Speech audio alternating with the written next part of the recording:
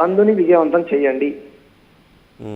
బంధుని విజయవంతం చేయండి. ప్రజాస్వామ్య పద్ధతిలో మన నిరసనను తెలియజేయండి. చీమకు కూడా హాని చేయకండి. ఎందుకంటే తెలంగాణ ఉద్యమం అలాగే చేశాం. మనం అందరం చట్టానికి లోబడి బతకాలనుకునేటువంటి వాళ్ళము. ఎక్కడ చట్టాన్ని ఉల్లంఘించేటోళ్ళం కాదు. ఈరోజు నిన్న రోడ్ల మీదకి వచ్చి మమ్మల్ని తిట్టారు. అమ్మ నా బూతులు. మేము ఎవరిని తిట్టలేదు, ఎవరిని కొట్టలేదు. కాబట్టి బంధుకు పిలిపించినటువంటి వాళ్ళని అరెస్ట్ చేస్తాము, ఉద్యమాలు చేసేటువంటి వాళ్ళని గొంతులు నొక్కేస్తాము, ఇంటికి వచ్చి అరెస్ట్ చేస్తాము.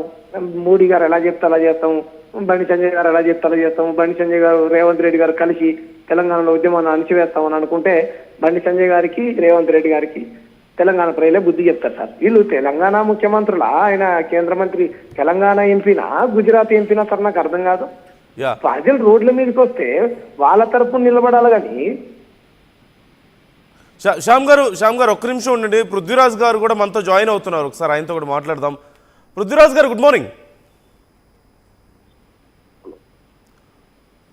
హలో పృథ్వీ గారు, వినిపిస్తుందా? మీ వాయిస్ నాకు కొంచెం లో ఉంది. ఎక్కడున్నారు మీరు? మిమ్మల్ని కూడా అదుపులోకి తీసుకున్నట్లుగా తెలుస్తుంది. ఏం జరిగింది అసలు? రాత్రి 1 అనుకుంటా, 1 o'clock వచ్చింది ఇంటికి.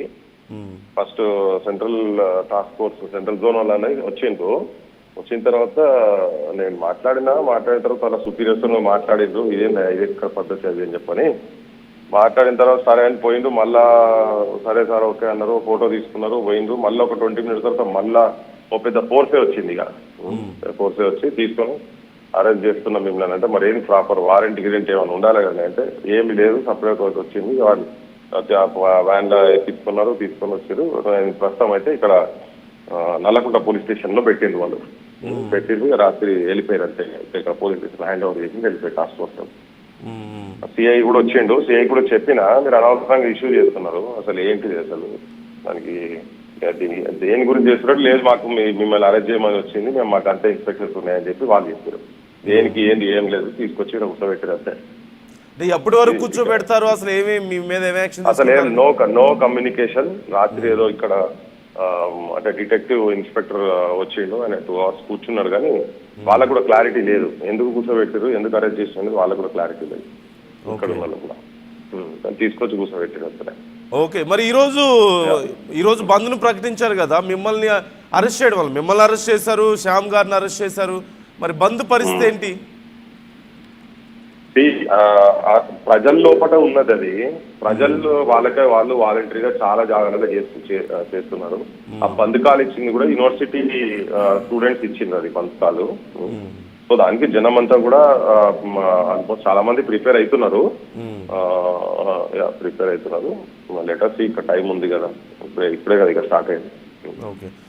కానీ కాకపోతే ఏంటంటే ఈ అరెస్టులు ఇదంతా ఈ ప్రజాప్రభుత్వం అని చెప్పని వీళ్ళు జనానికి బురిడి కొట్టి జనానికి అబద్ధాల మాటలు చెప్పి వీళ్ళ పైశాచిక పాలన ఏందో మాకు అర్థమైతలేదు. రాత్రి పూట 12:30కు 1 ఇంట్లో ఆడవాళ్ళు టైంలో వచ్చి ఏంది ఇది, ఏం ప్రజాస్వామ్యం ఇది?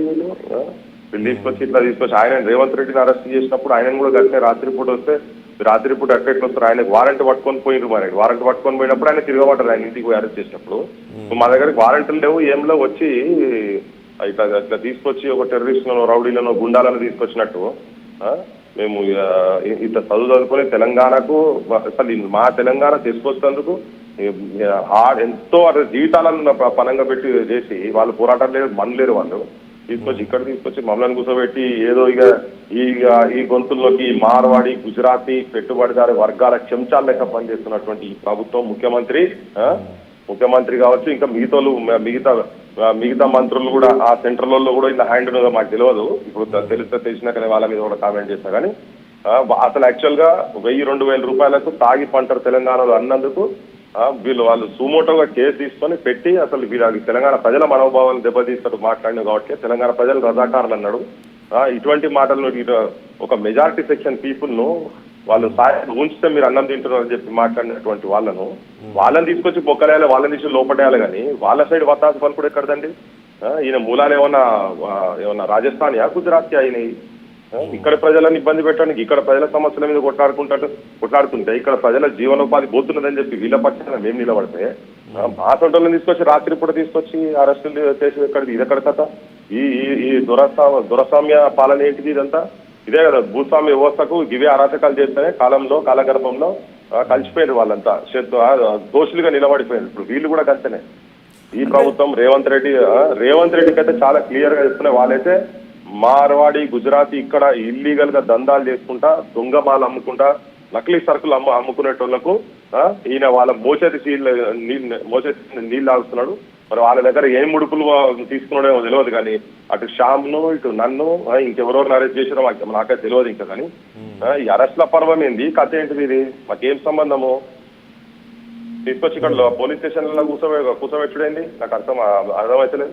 ఏమనుకుంటారు అసలు వీళ్ళు? తెలంగాణ ప్రజలు మొత్తం గమనించారు, చూడండి ఇగో వీళ్ళ వాస్తవాలు, వీళ్ళ యథార్థాలు. రేవంత్ రెడ్డి గుణం ఏంటిదో, ఆయన బుద్ధి ఏంటిదో, ఆయన తలకాలు ఏముంటుందో, ఇనుప సలాకాలు పోయినాయని చెప్పని బాగా ఉపన్యాసాలు ఇచ్చిన రాగానే అంతకుముందు ప్రగతి భవన్ అనబడే దాన్ని ఇనుప కంచెలు తీసేసిన, కానీ ఆయన మెదడులో ఆయన గుండె నిండా ఇనుప కంచెలే ఉన్నాయి. ఆయన మొత్తం ఆయన అభినయాల ఇనుప కంచెలు అంటే షోపుటప్ చేసుకుంటాడు, 4-5 ఇనుప రాడ్లు తీసుడు కాదు, ఇనుప ఉంటే గేట్లు తీసేసుడు కాదు.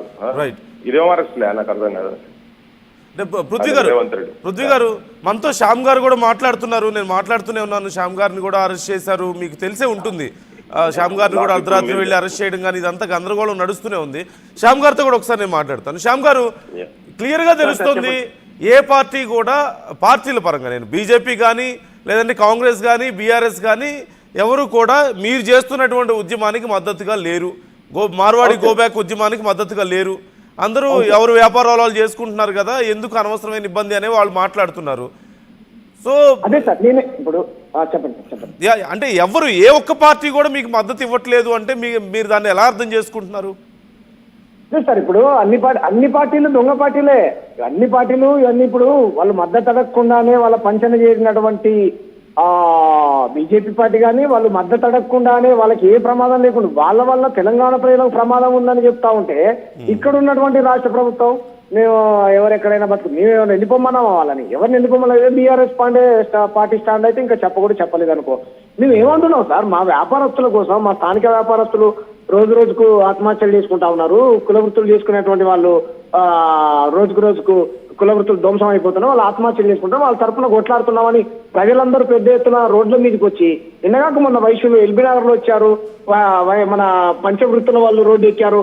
ఇలా ప్రజా మద్దతు విపరీతంగా పెరుగుతూ ఉంటే ఉద్యమాన్ని అణచివేయడం కూడా పార్టీలు ఉండవు సార్, ఈ జాతీయ పార్టీలు. ఎందుకంటే ఇక్కడ అపోజ్ చేశానుకో ఇంకో దగ్గర వీళ్ళని వ్యతిరేకిస్తారు వీళ్ళ జాతీయ పార్టీలు కాబట్టి ఈ జాతీయ పార్టీలతోని తెలంగాణ ప్రజలకు ఎటువంటి ప్రయోజనం లేదు సార్.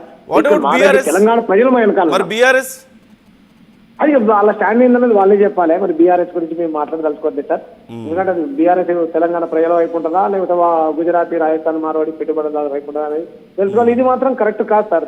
ఇది రేవంత్ రెడ్డి గారు, నరేంద్ర మోడీ, లేకపోతే అమిత్ షా, జేపీ నడ్డాలు మీకు డబ్బులు ఇస్తే ఇక్కడ ఉన్న వ్యాపారస్తులు మీరు తీసుకోండి, మీరు పైసల కోసం పనిచేసే వాళ్ళైతే మీరు చేసుకోండి, మాకేం బాధ లేదు. మేము తెలంగాణ ప్రజల కోసం పనిచేసే వాళ్ళం. పృథ్వీ అన్న అడగండి, పృథ్వీ అన్న